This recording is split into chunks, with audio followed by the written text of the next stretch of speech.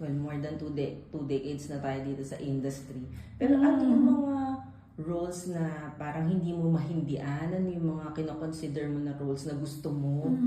And yeah, mga gusto mo pang i-take on in the future? Okay. The kinds of roles that... Magandang tanong.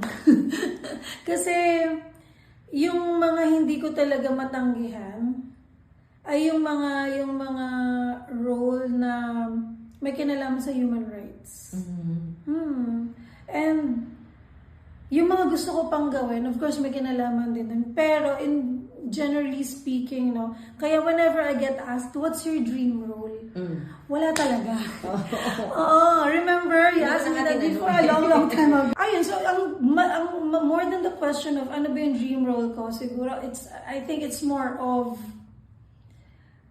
ano pa kaya hindi ko nagagawa. So yun yung nililook forward ko. Tapos, of course, always, I'm really hoping that I get to do roles na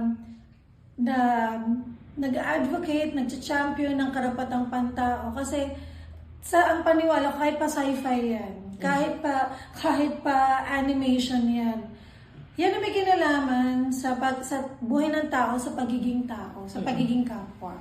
So, I see cinema, or I see my profession, me being an actor, itong ginagawa ko ay isang paraan ng paglalahad, pagkukwento, diba? Therefore, sana nakakatulong din ako dun sa pagtulak ng mga naratibo na kailangan marinig dahil sinisiil sila, dahil pinipilit silang hindi pakinggan. Diba? Kasi yung sining in general, at saka yung sining na ginagawa ko, ang isa sa mga dahilan ba't ko naman siya ginagawa, kasi isang paraan siya ng pagsisilbi. Yeah, exactly. Pagsisilbi sa kultura, pagsisilbi sa bayan, pagsisilbi sa kapwa.